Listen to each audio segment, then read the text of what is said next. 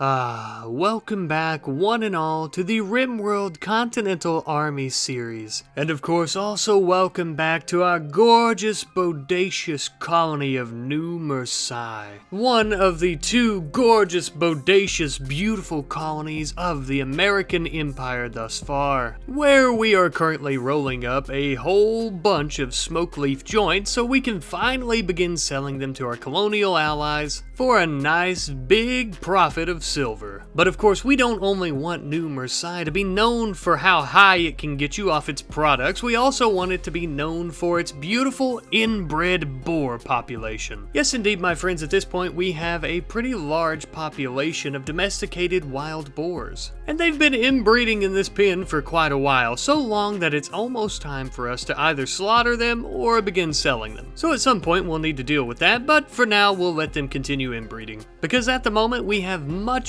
bigger fish to fry. There appears to have spawned a faction contention near both of our colonies. This is essentially an area where a large amount of resources are and many factions are competing for them. So naturally, of course, we decided to try and get there first. Because of course there is almost definitely going to be some sort of threat there, we decided to send a group from Rats Valley as well as New Marseille to meet up, join together, and then go there. However though, to our surprise, after arriving, there were a few corpses, but there was actually no threat.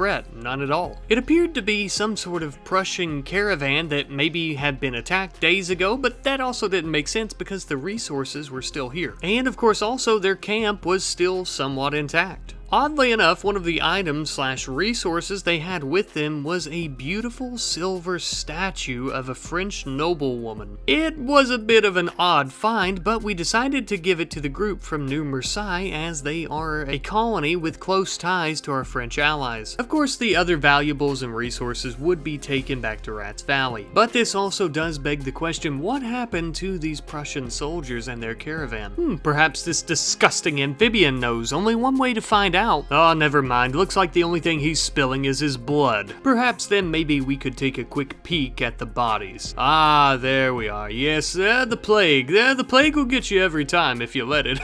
It would appear even their poor Muffalo was taken by this sickness as well. Well, unfortunately, with the entire caravan dead, no one to save and no one to fight, we decided to send both groups back to their corresponding colonies. Of course, with the corresponding resources for each colony as well, such as the statue. Ah yes, which reminds me, speaking of statues, Lindman was just about to finish up the gorgeous statue, a replacement statue of President Henry for the one that was made of jade that was either destroyed, stolen, or maybe we lost it, I'm not sure. And you know, I will be the first to say this one isn't near as beautiful in terms of beauty stat or color or anything as the one made of jade, but it is still quite gorgeous. In fact, I thought the statue, the rose bushes, and just the setup in general over at Rats Valley was so gorgeous that we would try and do something similar over at New Marseille with the silver statue we had found. And in my own personal opinion, I think it turned out to look pretty darn good, a nice homage to our French allies as well. But of course, now that we're done decorating for the moment, I asked you guys last episode if you'd like for me to add the wheelchair mod so we can get Beardy moving around again, and we got an outstanding yes. So we are going to create a wheelchair for Beardy. Now I have also added this mod to the list of mods, which is in every episode video description. If you guys would like to play along or find those, I always put the mods in every video description for that video.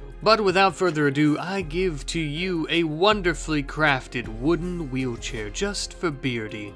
And of course, as you can see, he is moving around just fine. Granted, he's quite a bit slower than he would be if his spine was not shattered and he was walking around, but given the fact that it is shattered, he's doing pretty well for himself. And of course, I would love for you guys to continue giving me your feedback as to who should be the governor of New Marseille. A lot of people are saying Beardy, and I'm kind of leaning towards Beardy right now, but if you guys have any other better suggestions as to who that should be, please continue leaving those, as you may just change my mind. But of course, that will come in due time, possibly next episode. For now, it would appear that we have a bulk goods trader at New Marseille as well. This of course seemed like the perfect opportunity to try and sell to them all of our smoke leaf joints, leaves, leaves if they're willing to buy them, and our hogs. Unfortunately, they would not buy any of our wild boars for whatever reason, so I suppose we just grew them to eat them, but they did end up purchasing all of our smoke leaf joints, and I believe all of our leaves as well. Now, of course, we also ended up purchasing some gold, jade, fuel for our cannonballs, but most importantly, we also bought a gorgeous outfit for our up-and-coming governor of New Marseille.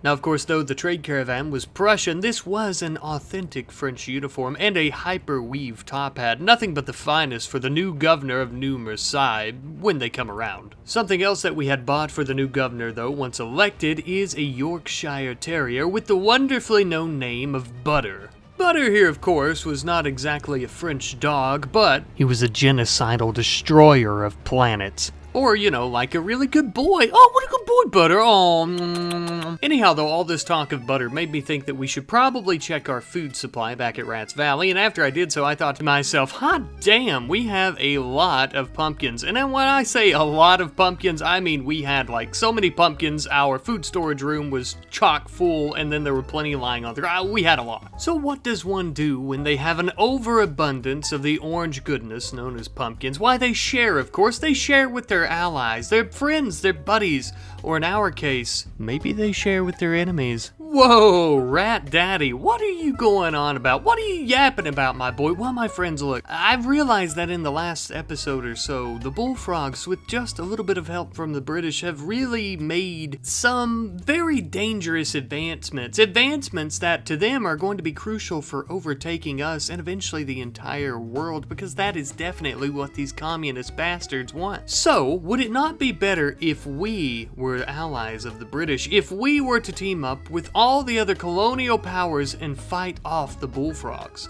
I know, I hear you. It is a dream that is outlandish, and we would have to team up with the tea drinkers, but it very well may be worth it. So to extend a olive branch, or in this case a pumpkin branch, no, but for real, we're taking all of our pumpkins to a local British settlement to offer them as a gift, as well as a few other things such as tobacco products. But of course, as our caravan is traveling there, we're once again putting some more focus on our smoke leaf cash crop. Something that we need is a dedicated storage and production building for smoke leaf leaves and joints. And of course, as you can imagine, that is exactly what we decided to build. Truly, I want New Marseille to be a booming economy, and it is growing much faster, in my opinion at least, than Rats Valley in terms of economics. In terms of actual buildings and whatnot, not so much, mostly because we have a much smaller population though. But of course, we hope to change that as well by having our colonists have babies and recruiting new people. Now, I will say, if we're waiting our colonists to breed, it'll take an extremely long time, so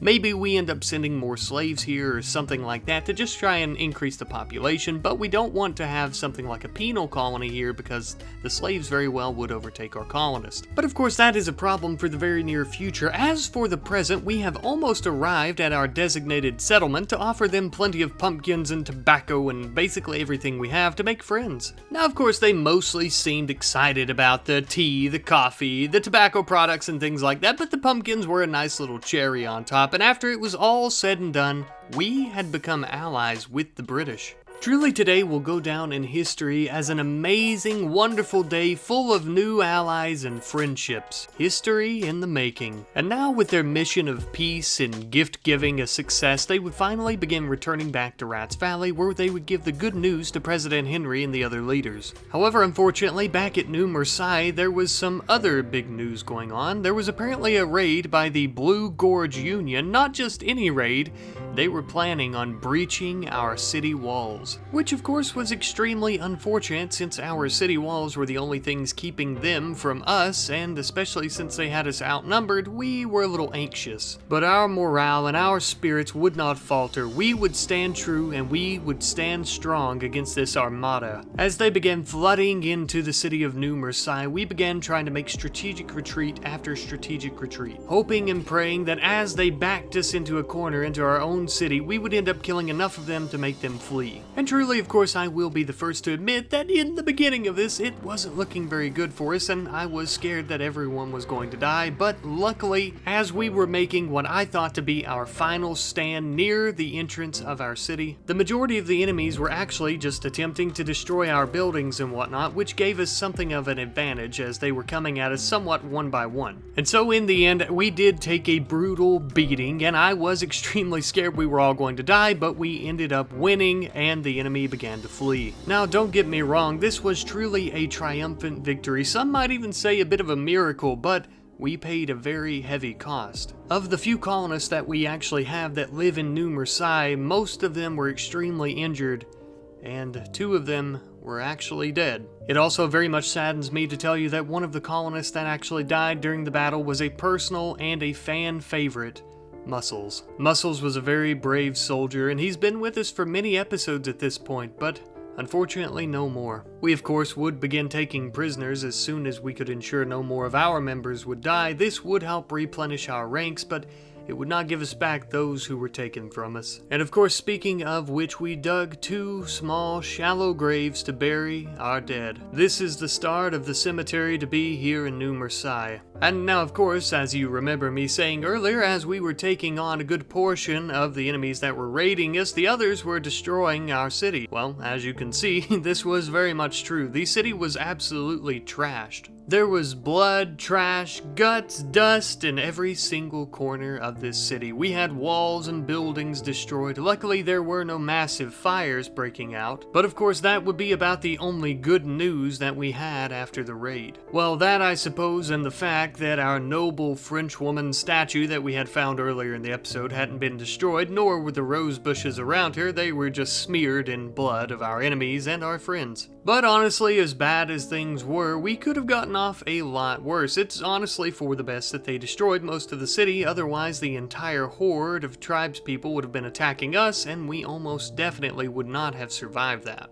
We most definitely need to up our manpower here at New Marseille for raids like that, but also we need to try and up our defenses. We hardly have any spike traps around the city. It may be best to put them around the walls, basically all of the walls if need be. But of course, when something bad happens, things have to get worse. It would appear that we now have an infection, and the infection appears to be in poor old Sai's right shoulder. We quickly forced him to lie down, but even now his immunity is a good bit less than his actual infection, so hopefully we don't have to cut his arm off. That is always a possibility though. We attempted to begin tending to him as fast as we could to try and get his immunity up as fast as it could, so there is the possibility that maybe we won't have to, maybe we will. I don't know, we'll see. New Marseille is going to need a lot of work to get it and its people back up on its feet. So like I've mentioned, make sure you guys are letting me know who you think would be a great leader, a great governor for New Marseille, and we'll most likely try to do the election in the next episode. But of course, I'd like to thank you all ever so much for watching. I love you guys very, very much. You mean the world to me, and I cannot wait to see you in the next episode. I hope you have a wonderful day. Goodbye.